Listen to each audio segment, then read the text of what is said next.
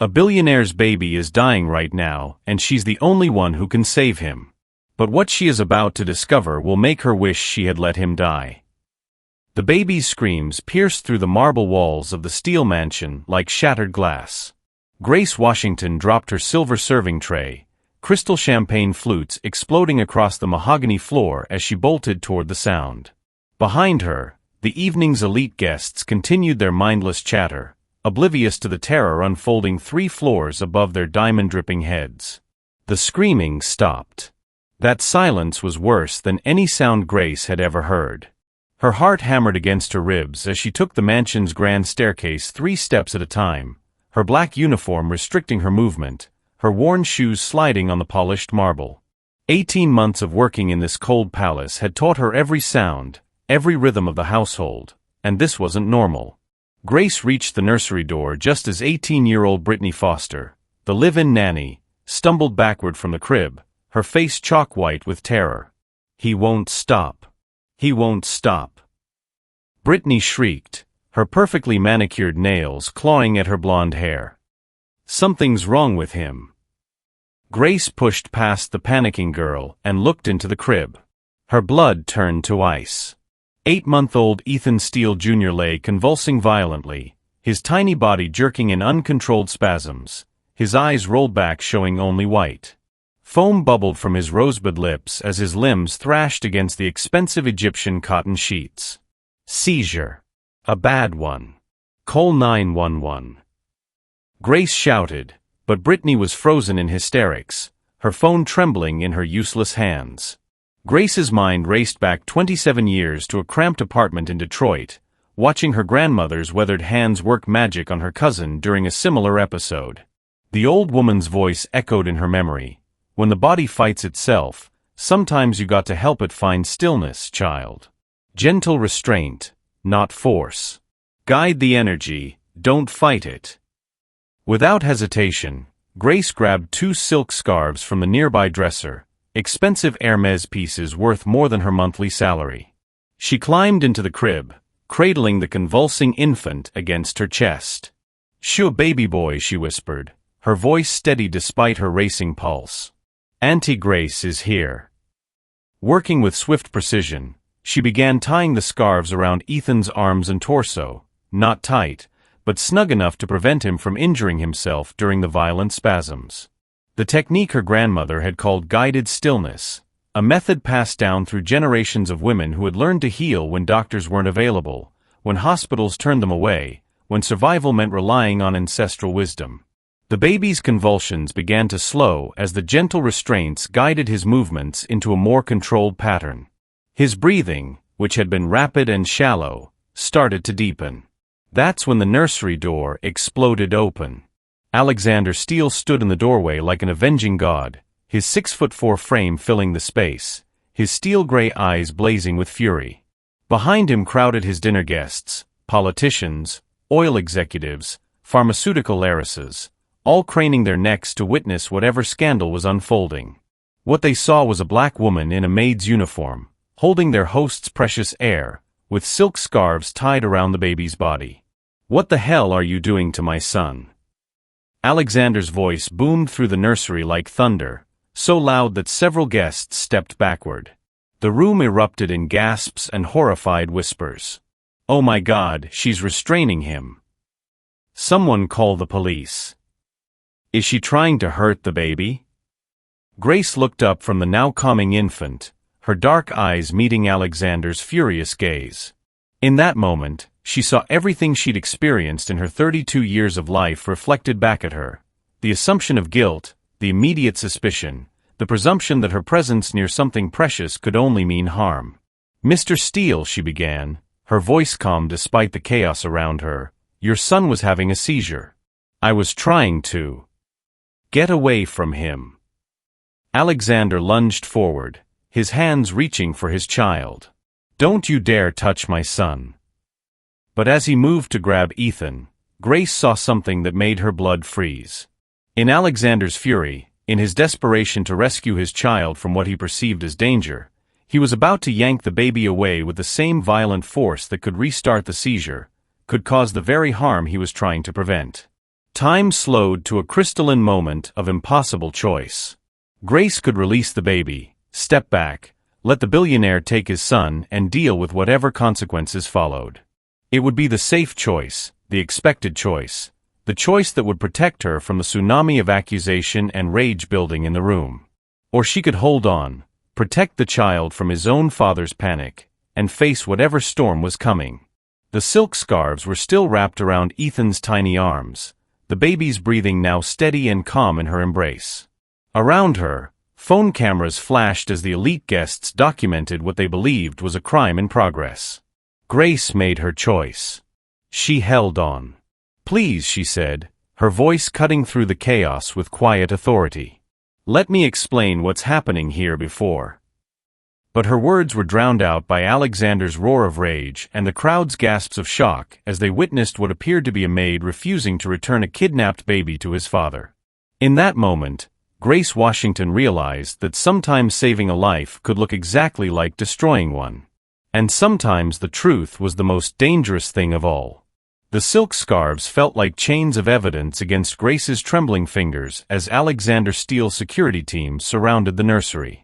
3 men in black suits, hands hovering near concealed weapons, waiting for their boss's command to act. "Sir, should we?" the lead security guard began. "Nobody moves until I understand what the hell is happening here," Alexander snarled, his eyes never leaving Grace's face. The baby in her arms had gone completely still, his breathing soft and regular, a stark contrast to the violence that had been racking his tiny body minutes earlier. Grace could feel the weight of every gaze in the room. Senators' wives whispered behind jeweled fingers. Oil executives pulled out phones to record what they assumed would be the evening's most scandalous moment. The story was already writing itself in their minds. Black Maid attacks billionaire's baby. But Grace had learned something crucial in her 32 years of survival. When the world assumes you're guilty, your only weapon is unshakable calm. "Mr. Steele," she said, her voice steady as granite, "your son suffered a grand mal seizure. What you're seeing isn't restraint. It's medical intervention." "Medical intervention?" Alexander's laugh was sharp, dangerous. "You're a maid, not a doctor." The words hit like a slap, carrying all the dismissal and prejudice Grace had faced her entire life. A maid. Not a person with a biology degree from Wayne State University. Not someone who'd worked 3 jobs to put herself through nursing school before her mother's cancer forced her to drop out and take whatever work paid immediately. Just a maid. Behind Alexander, Brittany Foster had recovered enough to speak, her voice shaking with manufactured emotion. She just appeared and started tying him up. I tried to stop her, but she pushed me away. Grace's jaw tightened. The lie was so smooth, so perfectly crafted to shift blame. She watched Brittany's performance with growing understanding. This wasn't panic. This was calculation. "That's not what happened," Grace said firmly. Brittany was frozen in panic. "The baby was in active seizure, and I used a technique to prevent him from injuring himself." Technique.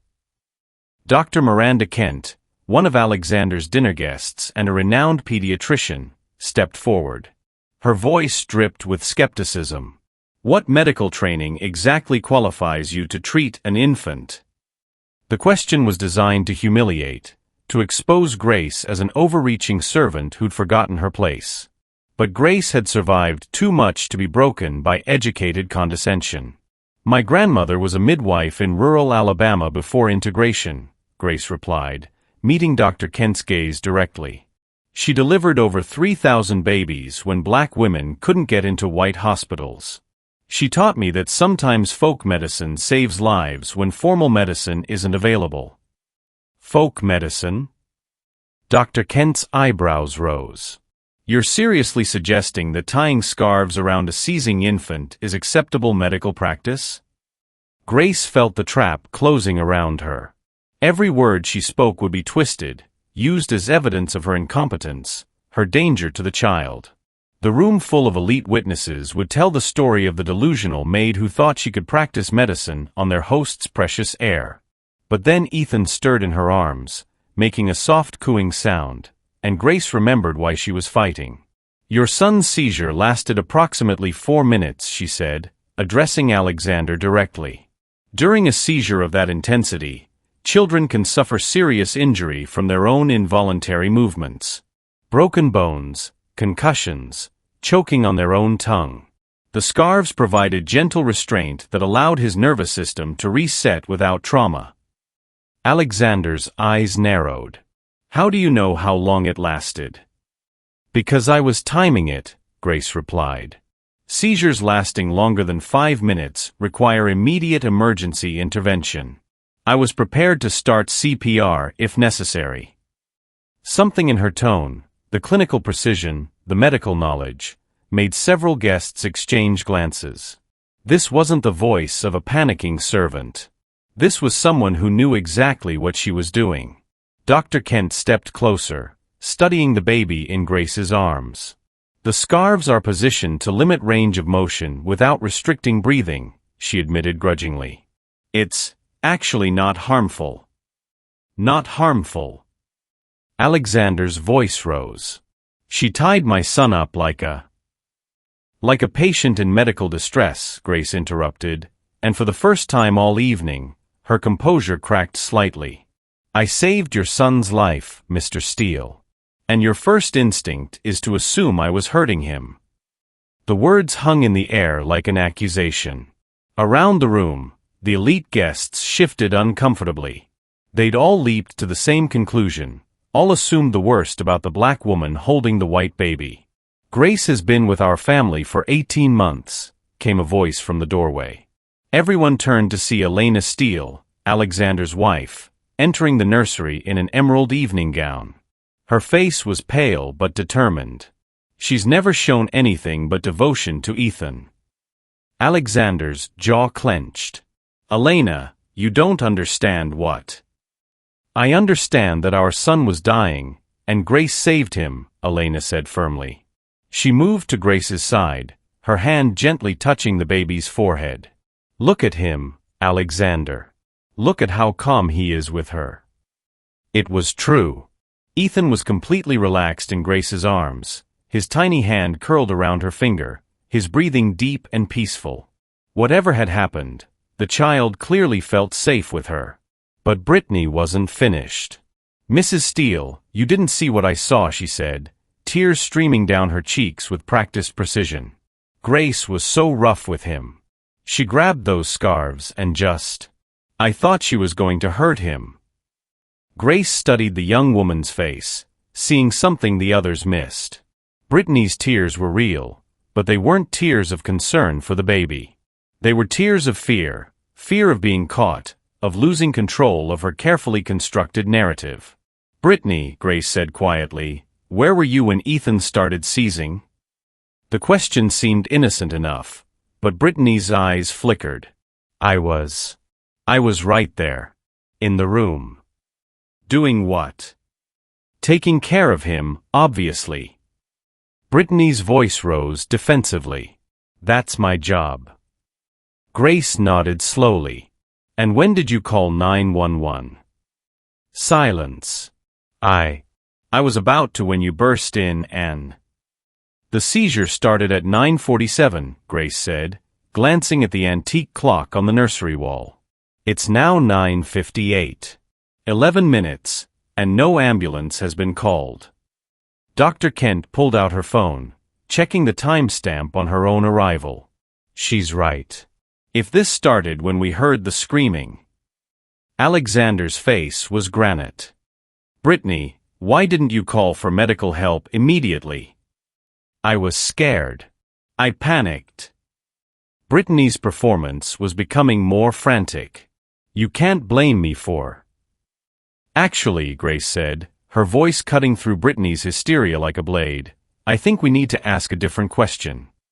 She shifted Ethan in her arms, the baby gurgling contentedly. Brittany, what were you doing in the 20 minutes before Ethan's seizure? The question landed like a bomb. Brittany's face went white, then red, then white again. Around the room, the elite guests leaned forward, sensing blood in the water. What do you mean? Grace's dark eyes were steady, relentless. Because seizures in healthy infants don't just happen. They're usually triggered by something. Trauma, high fever, exposure to toxins. She paused, letting the implications sink in. Or neglect. The word hung in the air like poison gas. Elena Steele gasped.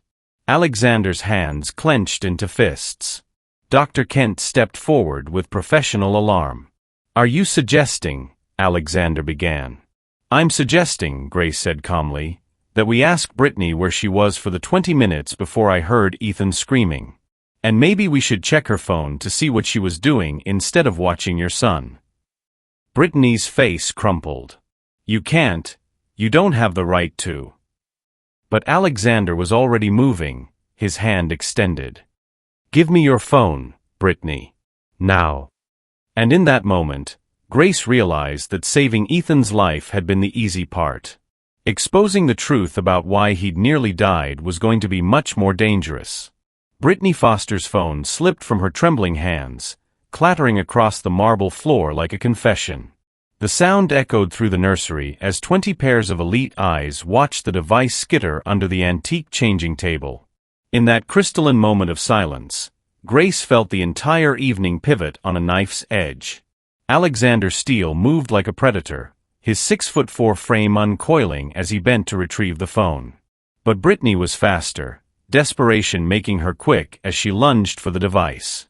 "No. You can't. That's private property," she screamed, her perfectly manicured nails scraping against marble as she scrambled on hands and knees. Alexander's hand closed around her wrist like a steel trap. "Nothing in this house is private from me, Brittany. Especially when it concerns my son's safety." The phone screen was already lit up, notifications cascading down like digital evidence. Alexander's face went from granite to thunderstorm as he read the timestamps. "Instagram live. 23 minutes ago," he said, his voice deadly quiet. "TikTok video upload, 18 minutes ago." His eyes lifted to Brittany's face, and Grace had never seen such contained rage. "You were making social media content while my son was having a medical emergency?" The room erupted in gasps and whispered conversations. Grace watched the color drain from Brittany's face as the young woman realized her carefully constructed narrative was disintegrating in real time. "I wasn't. Those were posted automatically. I have a scheduler." Brittany's lies tumbled out in panicked torrents. "I would never. Ethan is like my own child." Elena Steele stepped forward, her emerald gown rustling like silk lightning. "Show me the videos, Alexander." "Elena, perhaps we should," Dr. Kent began. "Show me. Now." Alexander's thumb moved across the screen, and suddenly Brittany's voice filled the nursery from the phone speaker. "Hey gorgeous followers. Just finished giving baby Ethan his evening bottle, and now I'm showing you my nighttime skincare routine in the Steele mansion. This bathroom is literally bigger than most apartments." The timestamp read 9:31 p.m. 16 minutes before Grace heard the baby's screams. Grace felt something cold settle in her stomach. "Alexander, check her location during that video." His fingers moved with the precision of a man accustomed to dissecting financial statements for lies. The video was filmed in the guest bathroom. 3rd floor West Wing. Elena's face went white. "That's on the opposite side of the house from the nursery." The implications hit the room like a physical force. Brittany had been filming content, showing off the mansion's luxury to her social media followers, while 8-month-old Ethan was alone in his nursery, beginning the medical crisis that could have killed him. "You left him," Grace said, her voice cutting through the shocked silence. "You left a baby alone to make TikTok videos about skincare." "That's not. I was only gone for a few minutes." Brittany's composure was cracking completely now, mascara streaming down her cheeks in black rivers. "Babies sleep. He was fine when I left." "Babies with neurological conditions don't just sleep, Brittany," Dr. Kent said, her professional demeanor shifting into clinical alarm. "Mr. Steele, Has Ethan shown any signs of seizure activity before tonight? Alexander shook his head, but Elena spoke up. There was that incident last week. Remember? Brittany said he had a fussy spell that lasted 20 minutes. She gave him infant Tylenol and said he calmed down. Grace's medical training kicked in. Describe the fussy spell. Brittany said he was crying inconsolably, then went very still and quiet. She thought the medicine worked, but... Elena's voice trailed off as understanding dawned. Oh my God. That wasn't fussiness. That was a seizure. The room was spinning now, revelations cascading like dominoes. Grace held Ethan closer, the baby's soft breathing a counterpoint to the chaos erupting around them. How many times, Brittany? Alexander's voice was lethal. How many times has my son had seizures while you were making videos? I can't remember.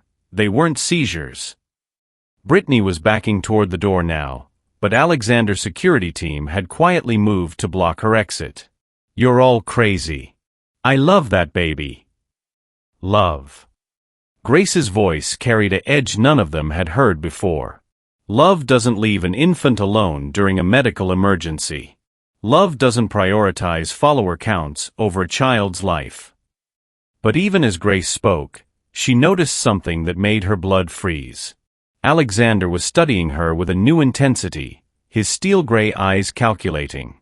She recognized that look. She'd seen it in boardrooms when he was evaluating potential acquisitions. Grace, he said slowly, how did you know Ethan was in distress? The nursery is soundproofed. The guests downstairs couldn't hear anything. The question hit like a physical blow. Grace felt the room's attention shift back to her, and suddenly she was no longer the hero who'd saved the baby. She was a suspect again. I heard him crying, she said carefully. From 3 floors down, through soundproof walls. Dr. Kent stepped forward, her medical mind engaging. That's impossible unless... Grace, where exactly were you when you heard the distress? Grace's heart hammered against her ribs. The truth was complicated, messy, and would raise questions she wasn't prepared to answer. But lying now would destroy any credibility she'd built. I was on the 2nd floor, she admitted, cleaning the guest suite. Still too far, Alexander pressed. Even if he was screaming, you wouldn't have heard him from there. The silence stretched like a tightrope. Grace could feel Brittany's desperate hope that attention was shifting away from her neglect. She could sense the elite guests recalculating their assumptions, wondering if perhaps both women were hiding something. Finally, Grace made a choice that would change everything. I wasn't cleaning, she said quietly. I was coming to check on Ethan. Why? Elena asked. Brittany was supposed to be with him. Grace's eyes found Brittany's face, seeing the terror there. Because I've been watching her for weeks. The late-night phone calls. The times she leaves him alone to film content. The way she gives him extra formula to make him sleep longer so she can go out. Grace's voice grew stronger. I've been documenting everything. The room exploded. What? Alexander roared. You've been spying on me? Brittany shrieked. I've been protecting your son, Grace shot back. Because someone had to. Alexander's face was a mask of controlled fury. You knew she was neglecting my child, and you didn't tell me? I tried. Grace's composure finally cracked. I left 3 written reports in your study. I attempted to speak to Mrs. Steele twice. But who listens to the maid's concerns about the educated pretty nanny? The words hung in the air like an indictment. Around the room, the elite guests shifted uncomfortably, recognizing the truth in Grace's accusation. They all would have dismissed the black maid's concerns in favor of the young white woman's credentials. But Alexander's eyes were blazing. You should have insisted. You should have made me listen. How? Grace's voice rose for the first time all evening. How does someone like me make someone like you listen? You think I haven't tried? You think I haven't spent 18 months watching your son be put at risk while everyone assumes I'm just the help? The silence that followed was deafening. Grace realized she'd crossed a line, spoken truths that people like Alexander Steele never had to confront. In his world, the help existed to serve, not to challenge or protect or judge. Dr. Kent cleared her throat. Perhaps we should focus on getting Ethan to a hospital for proper evaluation. But Alexander wasn't finished. Grace, if you have documentation, I want to see it. Everything. Tonight. Grace nodded, but her eyes were still on Brittany, who had gone very still and very pale. Because Grace knew something the others didn't yet, something that would make this evening's revelations look like a warm-up act. Mr. Steele, Grace said carefully, there's something else you need to know about Brittany. Something that goes beyond neglect. Brittany's eyes went wide with terror. Grace, don't. She's been selling information about your family to the tabloids. The words detonated like a bomb in the elegant nursery. Alexander went very still, the kind of stillness that preceded volcanic eruptions. Elena gasped. The elite guests pulled out phones, recognizing that they were witnessing the kind of scandal that would dominate headlines for months. That's a lie. Brittany screamed. She's trying to destroy me because she's jealous. But Grace wasn't finished. Check her bank account, Mr. Steele. Check the deposits that coincide with every story about your family that's appeared in the press over the past year. The photos of Ethan that somehow ended up online. The details about your business meetings that leaked to competitors. Alexander's face had gone beyond anger into something far more dangerous. Security, he said quietly, detain Miss Foster. We're going to have a very long conversation. As the security team moved toward Brittany, she made one last desperate play. You can't trust her, she pointed at Grace. She's obsessed with your family. She takes pictures of Ethan. She goes through your personal things. The accusation hit Grace like a physical blow. Around the room, doubt flickered across faces. The story was shifting again. Was Grace a hero or a stalker? A protector or a predator?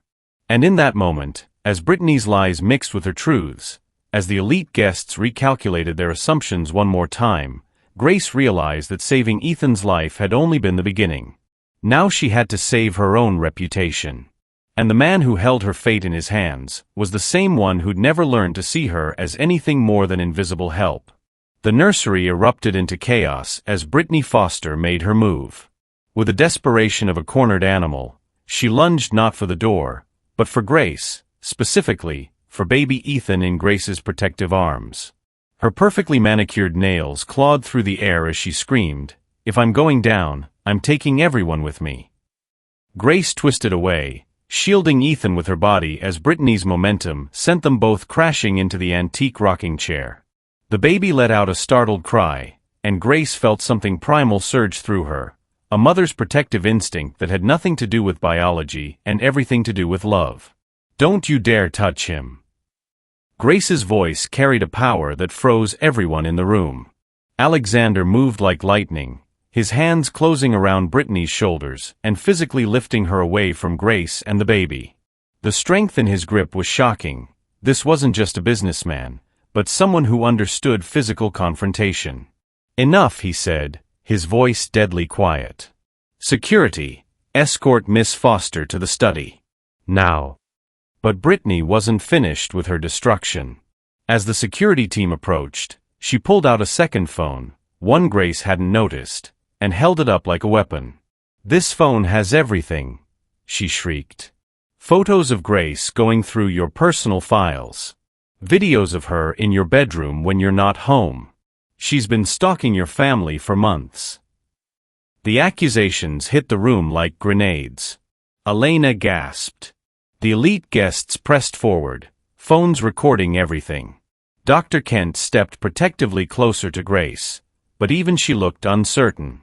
Alexander's eyes found Grace's face, and she saw something there that made her stomach drop. Doubt. After everything, after saving his son, after exposing Brittany's neglect, he was still ready to believe the worst about her. Grace felt something break inside her chest. "Go ahead," she said quietly, looking directly at Alexander. "Take her phone. Check every photo, every video. See what you find." "Grace, you don't have to," Elena began. "Yes, I do." Grace's voice was steady, but Alexander could see her hands trembling slightly as she held his son. "Because this is what happens to people like me. We're guilty until proven innocent, and sometimes not even then." Alexander studied her face, something shifting in his expression. The Grace he was seeing now wasn't the quietly efficient maid who'd worked in his household for 18 months. This was a woman with fire in her eyes, with strength that commanded respect, with a dignity that couldn't be broken by accusations or assumptions. For the first time in his adult life, Alexander Steele felt ashamed. "Brittany," he said, his voice cutting through her hysteria, "unlock the phone." I can't. I forgot the passcode." Dr. Kent stepped forward with clinical precision. "That's convenient. Almost like you're lying." But Grace was done playing defense. "Mr. Steele, you want to know what's really on that phone? Ask Brittany about the video she made last week. The one where she's holding Ethan while FaceTiming with someone and says, 'Don't worry, the parents never check the nursery cameras because they trust me completely.'" Brittany went white. "How could you possibly know?" "Because I've been watching you," Grace said firmly. "Not stalking, not obsessing. Protecting. There's a difference." Alexander's eyes narrowed. "What nursery cameras?" Elena looked confused. "We don't have cameras in the nursery. You said they were too invasive." Grace met Alexander's gaze directly. "Check your security system's archive, Mr. Steele. Specifically, check what devices have been accessing your home network over the past 6 months." Understanding dawned on Alexander's face like sunrise. She installed unauthorized cameras. "Hidden ones," Grace confirmed. "Which means someone else has been watching your son. Someone Brittany's been sharing access with." The room went dead silent. Even the elite guests stopped their whispered conversations as the implications sank in. This wasn't just about neglect or tabloid information. This was about the security of one of the most powerful families in the country. Alexander's phone was already in his hand, fingers flying across the screen as he accessed his home security system. His face grew darker with each passing second. "3 unauthorized devices," he said, his voice like winter. "All connected to an external server." His eyes lifted to Brittany's face. "Who else has access to my son?" Brittany's composure crumbled completely. "It's not what you think. They just wanted photos for the magazines. Innocent photos. They." Elena's voice was sharp with terror. "Who is they?" But Grace was putting together pieces that made her blood run cold. "Brittany, the seizure medications you've been giving Ethan. Where did you get them?" "I don't know what you're talking about." "The infant Tylenol you mentioned. Show us the bottle." Dr. Kent's medical instincts kicked in. "Grace, what are you thinking?" "I'm thinking that healthy babies don't have seizures unless something triggers them. And I'm thinking that someone who's been drugging a child to make him sleep might not be too careful about dosages." The accusation hung in the air like poison. Alexander's hands clenched into fists as he processed what Grace was suggesting, that Brittany hadn't just been neglectful, but actively harmful. "The medicine cabinet," Elena whispered, moving toward the adjoining bathroom. "All of Ethan's medications are." Her scream cut through the nursery like glass. Everyone rushed to the bathroom doorway, where Elena stood frozen, staring at the open medicine cabinet. Inside, alongside normal infant care products, were several bottles that clearly didn't belong. Dr. Kent pushed past them, her medical training taking over. Adult sleep aids, anti-anxiety medication, and Her face went pale.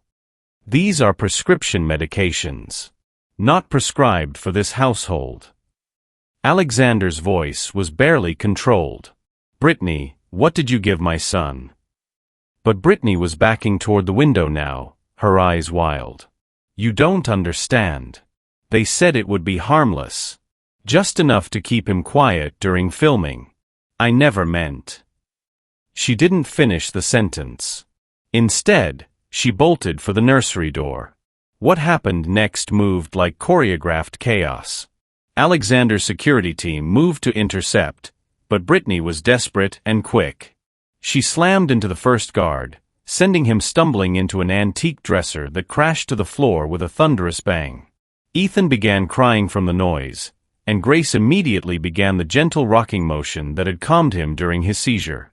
But as she moved, she felt Alexander's hand touch her shoulder, not roughly, not demanding, but protectively. Stay with me, he said quietly, his eyes meeting hers. Please. It was the first time in 18 months that Alexander Steele had said please to her. The first time he'd looked at her like she was a person whose presence mattered, whose judgment he trusted, whose safety he cared about. Grace felt something shift inside her chest, a warmth she'd been too afraid to acknowledge, too practical to nurture. She'd spent 18 months watching Alexander from the shadows, seeing glimpses of the man beneath the billionaire facade. The way he worked 18-hour days not for money but because he genuinely believed in his projects. The way he called his elderly mother every Sunday morning. The way his face softened when he looked at his son.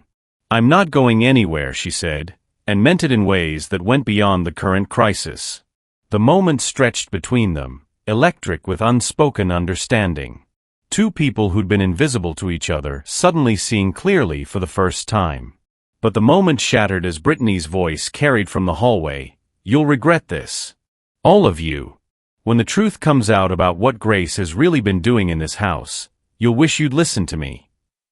Alexander's jaw tightened, but his hand remained on Grace's shoulder. "Let her run," he said. "Security will catch her before she reaches the gates. And even if they don't." He looked down at his son, now calm and content in Grace's arms. "She's already lost everything that matters." Dr. Kent approached them with clinical concern. "We need to get Ethan to the hospital immediately. If he's been given adult medications inappropriately, we need to know what's in his system." Grace nodded, but as she moved to hand the baby to his father, Alexander did something unexpected. He stepped closer, his arms encircling both Grace and Ethan, creating a protective bubble around all three of them. "We'll all go," he said firmly. "Together." Elena watched the scene with dawning understanding. Her husband, the man who trusted no one, who kept everyone at emotional distance, was holding his son and the woman who'd saved him like they were the most precious things in his world. And Grace?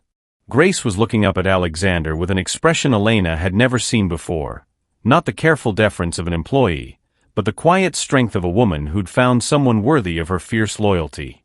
From the doorway, one of the elite guests whispered to another, "Did you see the way he looked at her? Like she's the first real thing he's seen in years." But if Grace heard the whispers, she didn't care. Because for the first time in her life, she felt truly seen by someone who mattered. Not as the help, not as the invisible woman who cleaned his house and cared for his child, but as Grace Washington, brilliant, strong, protective, and absolutely irreplaceable. The crisis was far from over. There would be hospitals and police reports and media storms. But in that moment, surrounded by chaos, Grace felt something she'd never expected to find in Alexander Steele's cold mansion. She felt like she was home. The hospital corridor exploded with chaos as Brittany Foster burst through the emergency room doors, her mascara-streaked face wild with desperation, clutching a manila envelope like a weapon. "Stop!" she screamed, her voice echoing off the sterile walls. "Before you believe another word from that woman, you need to see what I really found."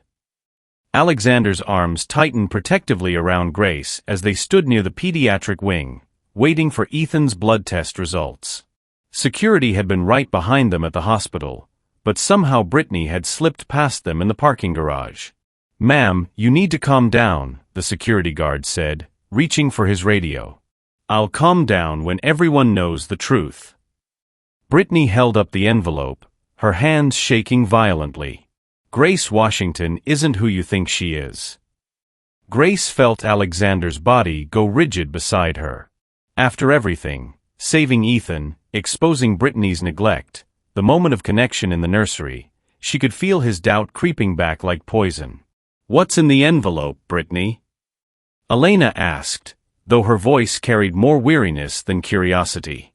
Brittany's laugh was unhinged. "Photos. Documents.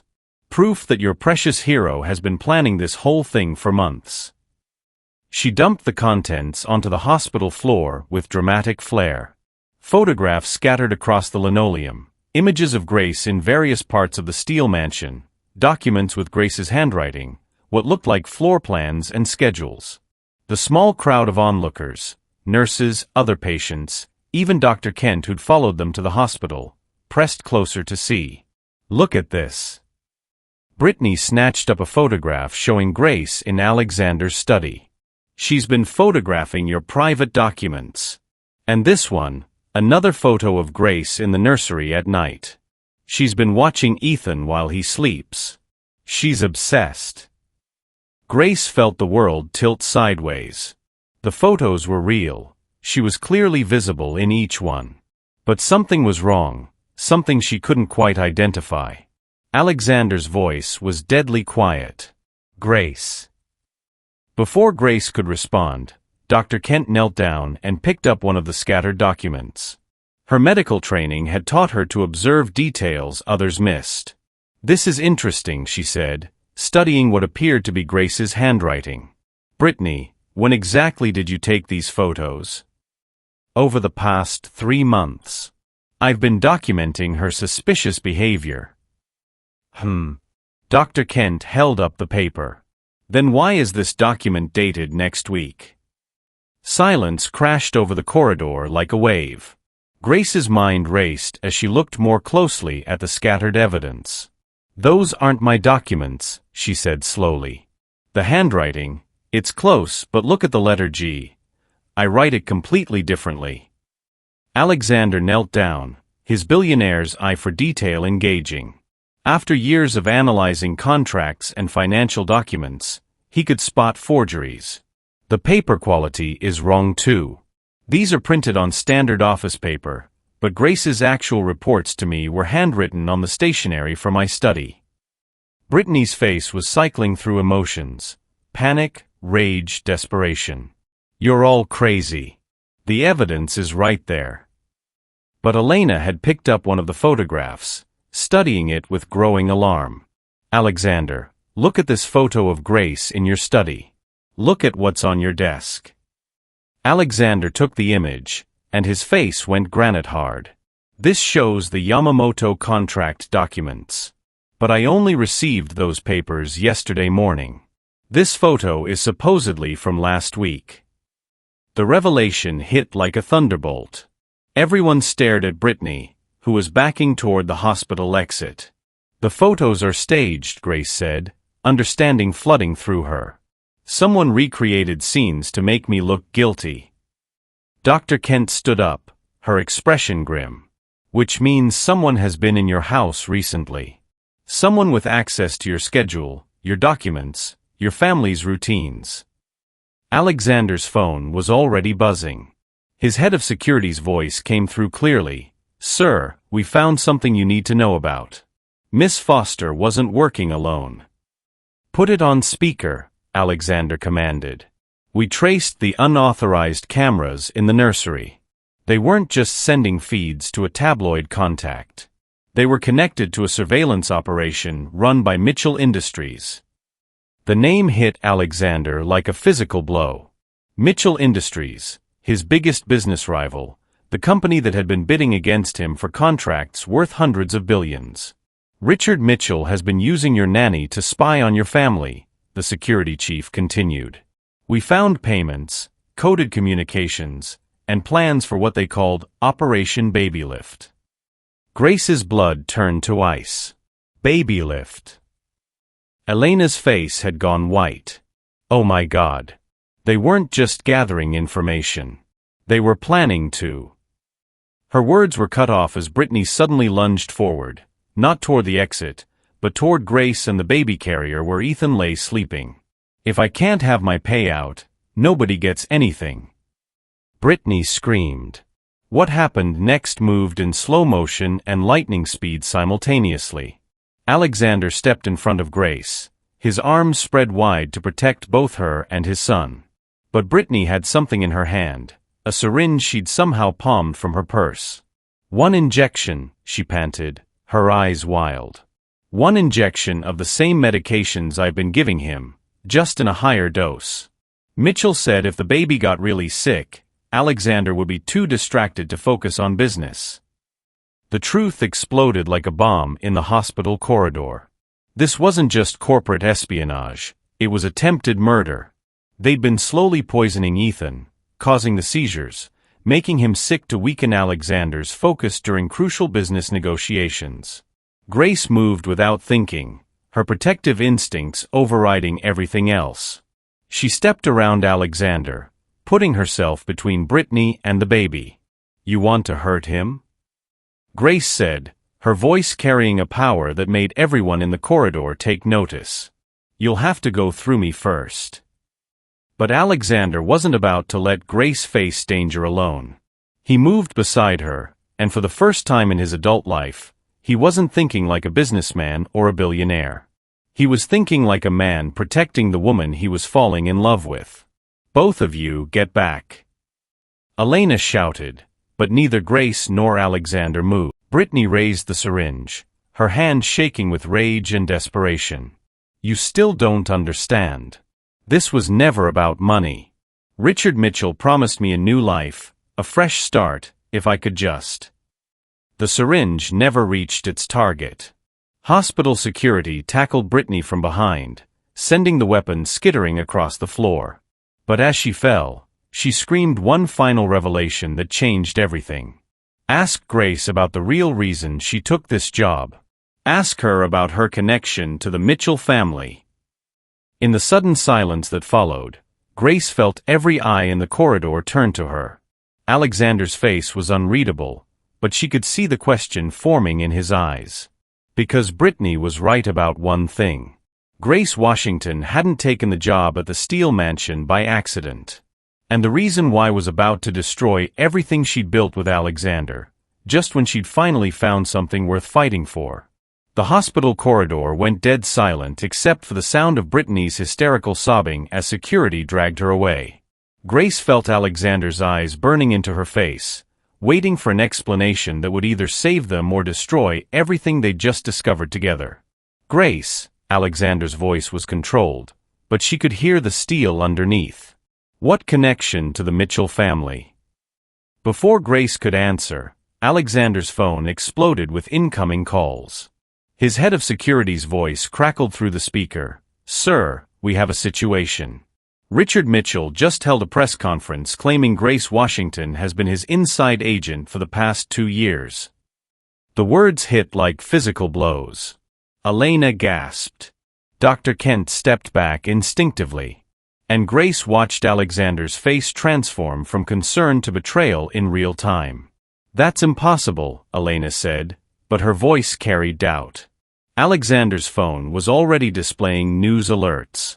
The headlines scrolled past like accusations. Billionaires made exposed AS corporate spy, and Steele family infiltrated by rival's agent. Mr. Steele, Grace said urgently, I can explain. Can you? Alexander's voice was ice. Because right now it looks like everything that happened tonight was orchestrated. The seizure, the heroic rescue, exposing Brittany. What if it was all planned to make you look like the hero while your real employers destroyed my family? Grace felt her world shattering. You think I would hurt Ethan? You think I would fake saving his life? I don't know what to think anymore. Alexander's control finally cracked. 2 hours ago, I trusted you with my son's life. Now I find out you might be working for the man who's been trying to destroy my company." The corridor erupted in chaos as news crews appeared seemingly out of nowhere, cameras rolling, reporters shouting questions. Someone had tipped them off about the location.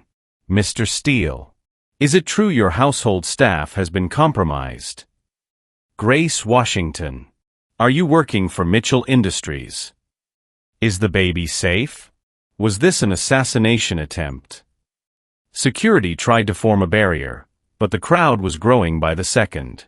Grace found herself trapped between the media circus and Alexander's devastating doubt, holding onto the baby carrier like a lifeline. That's when the lights went out. Emergency lighting kicked in, casting eerie red shadows as the hospital's power grid was suddenly overwhelmed. In the chaos and darkness, Grace heard Elena scream, "Ethan! Where's Ethan?" Grace's heart stopped. The baby carrier was empty. Through the confusion of shouting reporters and emergency alarms, Grace caught a glimpse of a figure in scrubs moving toward the hospital service exit, carrying a small bundle. "There." Grace pointed, but Alexander was already moving, his athletic frame cutting through the crowd like a knife. Grace ran after him, her heart pounding with terror. This wasn't part of any plan. This was every parent's worst nightmare unfolding in real time. They reached the service exit just as a black van's engine roared to life in the parking garage. Through the windshield, Grace saw a face that made her blood freeze. David Mitchell. Richard Mitchell's son. The man she'd once trusted with her heart and her future. "David, stop!" Grace screamed, her voice echoing off the concrete walls. The van lurched forward, but Alexander had anticipated the move. His own security team's vehicles blocked the exit, creating a standoff that crackled with danger.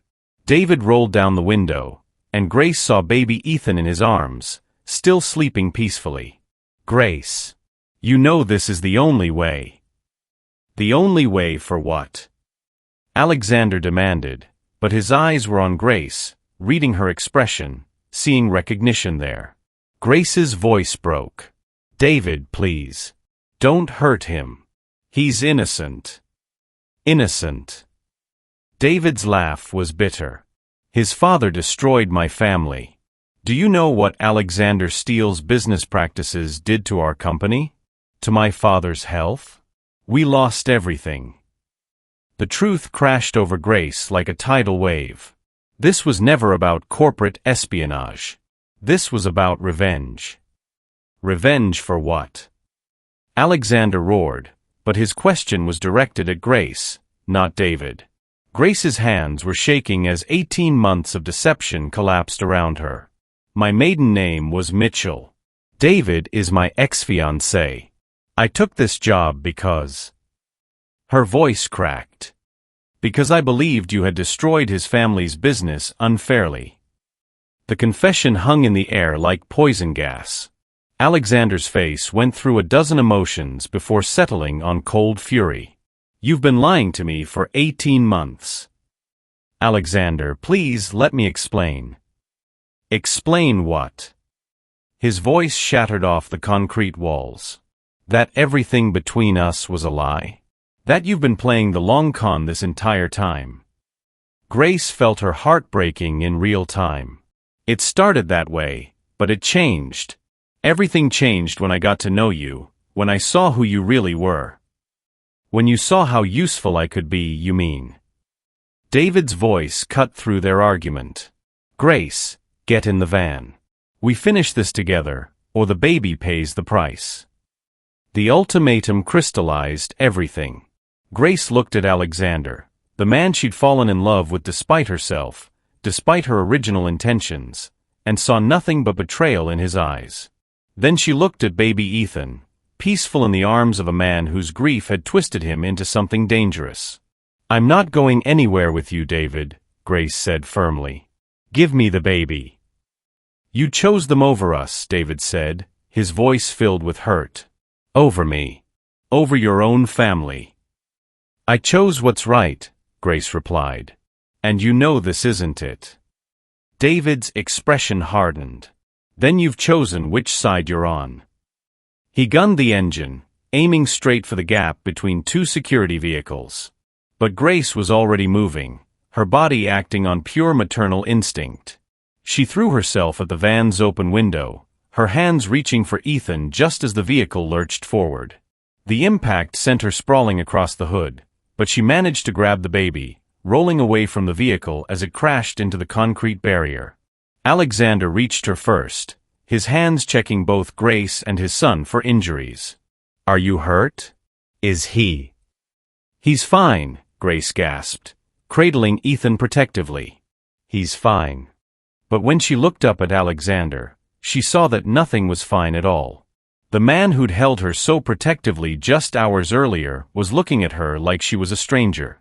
"Don't touch him," Alexander said quietly, and the words cut deeper than any scream. "Don't touch my son."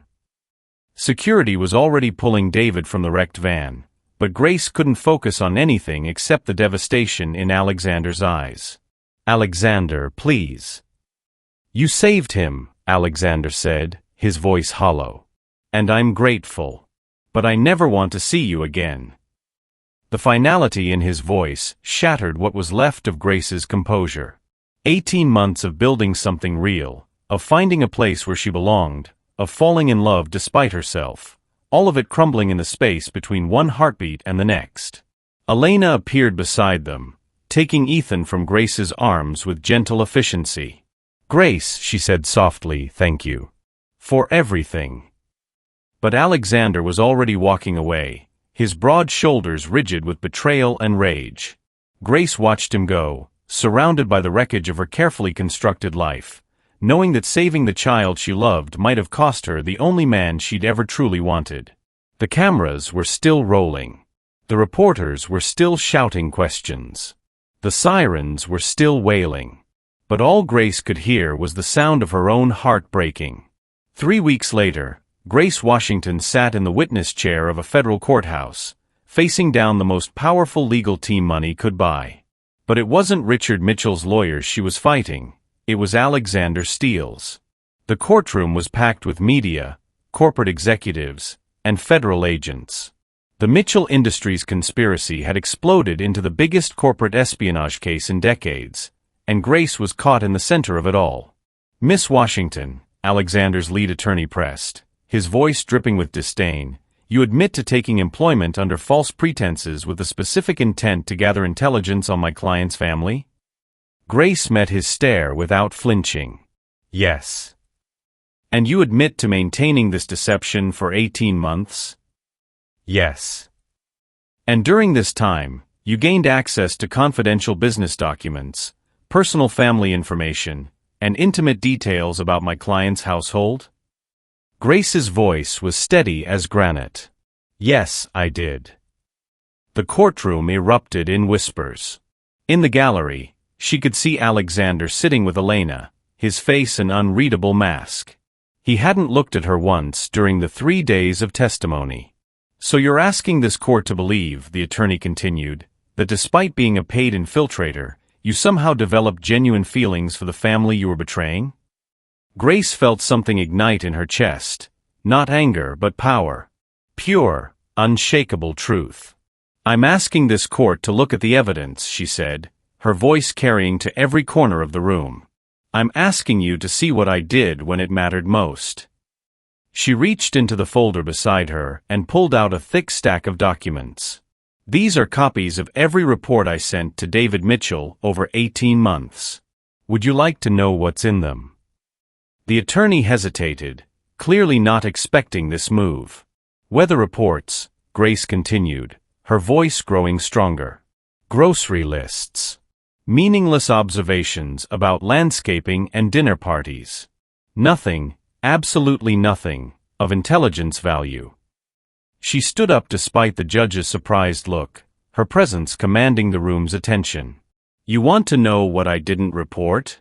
Alexander Steele's schedule during the Japanese merger negotiations. The security codes for his home office. The location of his private documents. The details of Ethan's medical history that Mitchell Industries could have used to. Objection. Mitchell's lawyer shot to his feet. Overruled, the judge said, leaning forward with interest. Continue, Miss Washington.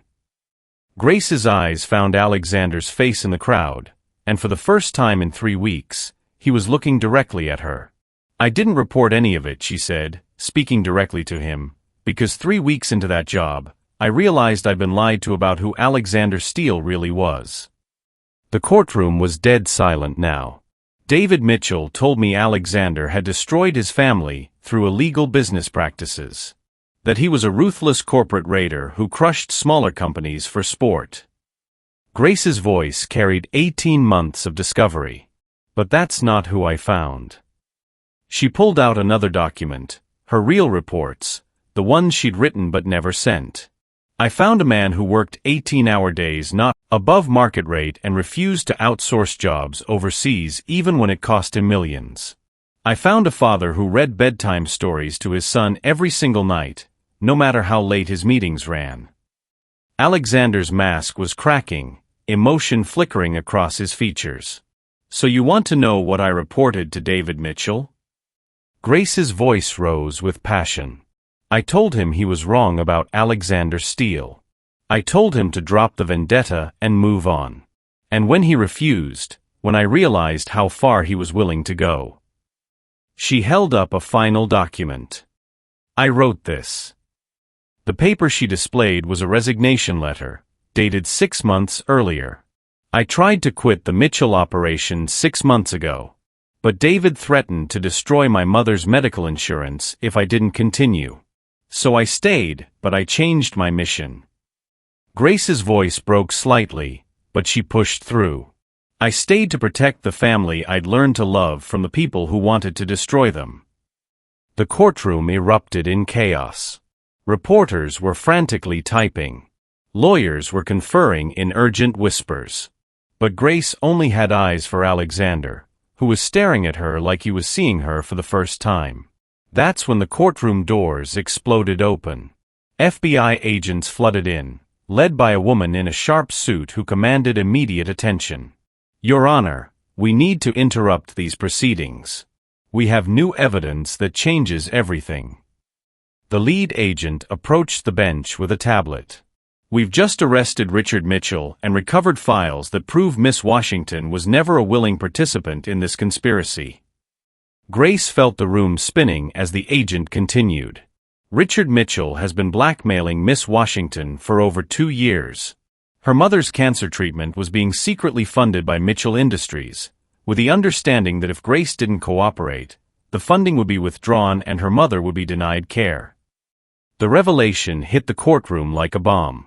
Grace felt tears she'd been holding back for weeks finally spill over. Furthermore, the agent said, our investigation shows that Miss Washington has been working as an FBI informant for the past 6 months, helping us build our case against Mitchell Industries. Alexander was on his feet, his chair crashing backward. What? Grace met his eyes across the courtroom. I couldn't tell you. If Mitchell suspected I was working with the FBI, he would have had Ethan killed. The plan to kidnap him was always the backup if the corporate espionage failed.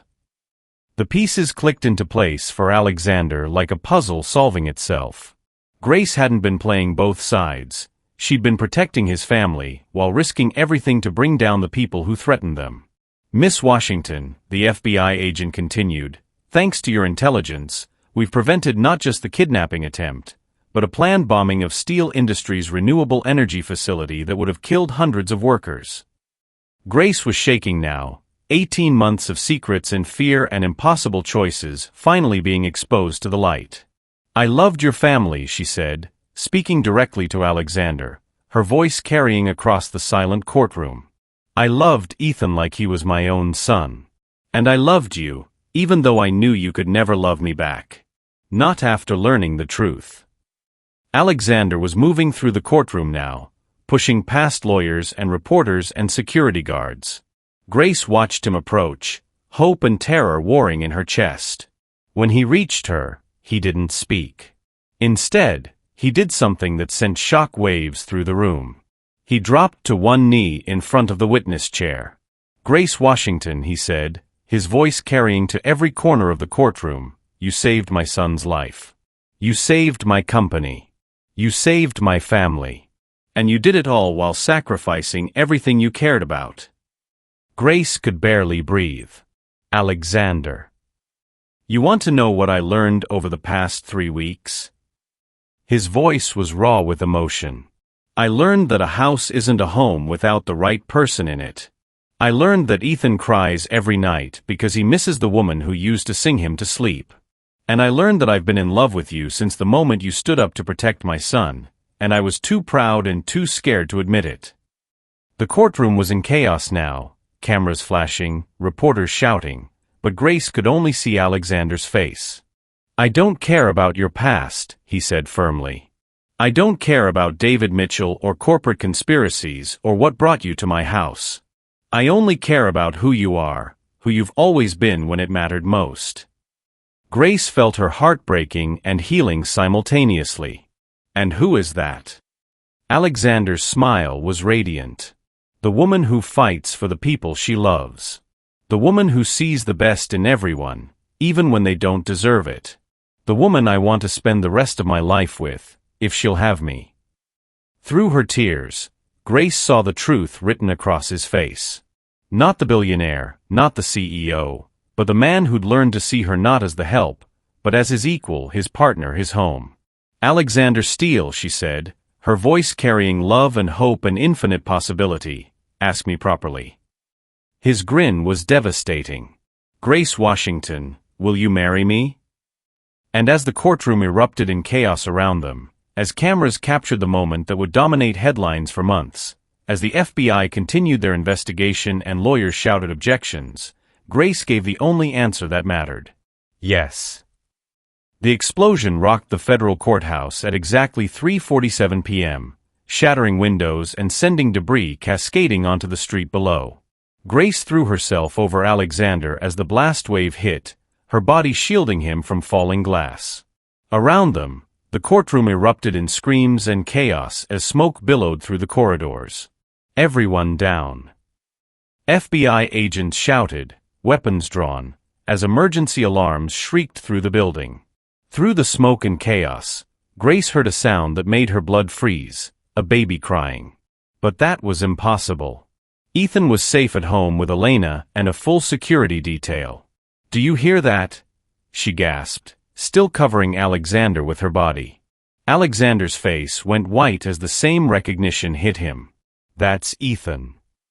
Before anyone could stop them, Grace and Alexander were on their feet, pushing through the panicking crowd toward the sound. The FBI agents tried to intercept them, but Alexander's voice cut through the chaos with commanding authority. "That's my son. Someone has my son." They followed the crying through smoke-filled corridors, emergency lighting casting eerie shadows on the walls. The sound led them to the courthouse's main conference room, where the door stood ominously open. Inside, Richard Mitchell sat calmly at the head of a long mahogany table, 8-month-old Ethan in his arms. The elderly businessman looked nothing like the broken man who'd been arrested 3 weeks earlier. His eyes were sharp, calculating, completely lucid. "Hello, Grace," he said pleasantly, as if they were meeting for afternoon tea. "Alexander. So good of you to join me." Around the table sat 6 other figures in expensive suits, corporate executives Grace recognized from news reports, people whose companies had been crushed by Alexander's business empire over the years. "Welcome to the real board meeting," Richard continued, gently rocking the fussing baby. "The one where we discuss the final liquidation of Steele Industries." Alexander stepped forward, his hands raised peacefully. "Richard, you have what you want. You've exposed the truth about Grace, destroyed my reputation, tanked my stock price. Let my son go." Richard's laugh was soft, almost grandfatherly. "Oh, Alexander. You still don't understand the scope of what we've accomplished here." He gestured to a wall of monitors that had descended from the ceiling, showing news broadcasts from around the world. Every screen displayed the same headline: "Steel Industries stock collapses amid family scandal." "The bombing was perfectly timed," Richard explained conversationally. Right after your romantic courthouse proposal, which our media contacts are spinning as a desperate publicity stunt. Your company's value has dropped 80% in the last hour. Grace felt sick as the pieces clicked together. The explosion wasn't meant to kill us. It was meant to create chaos, distract from this. Very good, my dear, Richard nodded approvingly. While everyone was focused on rescue operations, my associates here quietly acquired controlling interests in steel industries through shell companies. As of 20 minutes ago, we own your life's work, Alexander. Deal, he said. But Grace. Yeah. Next time we get engaged, let's try somewhere with less explosions. Even baby Ethan seemed to gurgle his agreement. 2 years later, Grace Washington Steele stood in the sunlit nursery of their new home, watching Alexander teach 3-year-old Ethan how to build blocks while their 6-month-old daughter, Hope, slept peacefully in her crib. The room was nothing like the cold, sterile nursery of the mansion. This space was warm, lived in, filled with laughter and the comfortable chaos of a family that had learned what truly mattered. Daddy, look. Ethan held up his tower of blocks with pride. It's as tall as Grace. Grace's heart still fluttered every time Ethan called her by name instead of Mama. He'd started doing it after the courthouse incident, and somehow it felt more precious than any traditional title. She was Grace, his Grace, who sang him to sleep, who chased away nightmares, who loved him not because of biology but because of choice. It's beautiful, buddy, Alexander said, ruffling his son's dark hair. Then his eyes found Grace's across the room, and the look they shared was pure contentment. Almost as beautiful as your sister. Little Hope stirred in her crib, making the soft cooing sounds that never failed to melt Grace's heart. Their daughter had Alexander's steel-gray eyes and Grace's gentle spirit, a perfect blend of both their strengths. The doorbell chimed downstairs, and Grace heard Elena's voice calling out, "We're here. And we brought enough food to feed an army." "That's Grandma Elena," Grace told Ethan, who immediately abandoned his blocks to race toward the stairs. "Careful on the steps." Alexander stood, wrapping his arms around Grace from behind as they watched their son's excited departure. 2 years ago, did you ever imagine we'd be here? Grace leaned back against his chest, feeling the steady rhythm of his heartbeat. 2 years ago, I was a maid planning corporate espionage. Now I'm a wife, a mother, and the chief operating officer of Steel Industries' humanitarian division. I'd say we've had quite a journey. After the Mitchell Industries scandal broke, Alexander had restructured his entire company. The renewable energy patents that had once been threatened were now being shared freely with developing nations. The behavioral modification research that Richard Mitchell had funded was being used to help trauma victims and addiction recovery patients. Even David, after months of treatment to undo the pharmaceutical damage, had become an advocate for ethical medical research. Grace. Alexander. Elena's voice carried up the stairs. "Come see what David brought." They exchanged glances. David's visits were still somewhat awkward. The history between him and Grace made things complicated, but he'd worked hard to rebuild his life after the mind control ordeal. His relationship with his father might never heal, but he'd found peace in helping others who'd been victims of corporate manipulation. Downstairs, they found Elena cooing over Hope while Ethan showed off his latest artwork to David, who was listening with genuine interest despite the 3-year-old's scattered storytelling. "Grace," David said, looking up as they entered, "I wanted to show you something." He pulled out a tablet displaying a news article, Mitchell Foundation funds free medical clinic in Detroit. Grace's breath caught. "David, that's your grandmother's neighborhood," he finished. "The clinic will provide free health care to families who can't afford insurance. No strings attached, no corporate agenda. Just helping people the way your grandmother helped people." Tears pricked Grace's eyes. After everything, the betrayal, the manipulation, the pain they'd caused each other, David had found a way to honor the woman who'd taught Grace that healing came from love, not profit. "Thank you," she said simply, and meant it. Alexander squeezed her hand. Speaking of your grandmother's wisdom, Dr. Kent called earlier. The guided stabilization technique you used during Ethan's seizure is being taught in medical schools now. They're calling it the Washington method. Grace felt a flutter of pride mixed with humility. Her grandmother's folk medicine, dismissed for so long as unscientific, was now saving lives in hospitals around the world. Grandma would be proud, Elena said softly. Both of your grandmothers. It was true. Alexander's grandmother had been a suffragette who'd fought for women's rights when it was dangerous to do so. Both women had passed down legacies of strength, compassion, and the courage to stand up for what was right. Baby Hope chose that moment to wake up, her cries immediately drawing everyone's attention. Grace moved to pick her up, but Ethan got there first. "I'll help," he announced, carefully touching his sister's tiny hand. "It's okay, Hope. Your big brother is here." Watching her children together, biological and chosen family blended seamlessly, Grace felt overwhelmed by gratitude. After years of being invisible, overlooked, dismissed, she'd found a place where she was not just seen but celebrated. "Grace," Alexander said quietly, "there's something else." She looked up from settling Hope back into Elena's arms, curious about his serious tone. "I got a call from the White House today," he continued. "They want to offer you a position heading a new initiative on corporate accountability and worker protection." The room went silent. Grace felt the weight of everyone's attention, the magnitude of the opportunity settling around her. "I told them," Alexander said with a grin, "that they'd have to wait for an answer because my wife doesn't make career decisions without consulting her family first." Grace looked around the room, at Elena, who'd become the mother she'd lost too young, at David, who'd found redemption through service, at Ethan, building a tower of blocks with single-minded determination, at Hope, sleeping peacefully in her grandmother's arms, and at Alexander, the man who'd learned to see her not as the help but as his equal partner in everything. "What do you think?" she asked them all. "I think," Elena said with a smile, "that powerful people who abuse their positions should be very, very afraid of Grace Washington Steele."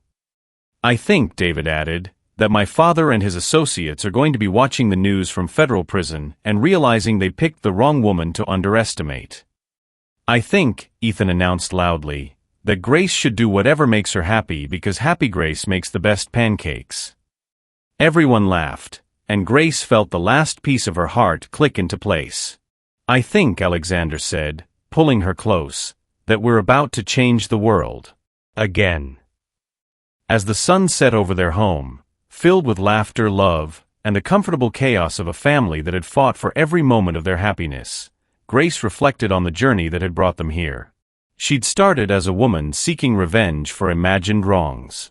She'd become someone who protected the innocent, exposed corruption, and proved that love could triumph over prejudice and fear. But most importantly, she'd learned that sometimes the best families weren't the ones you were born into, but the ones you chose to fight for, to protect, and to love with everything you had. Looking around at her chosen family, Grace Washington Steele smiled. She was invisible no more.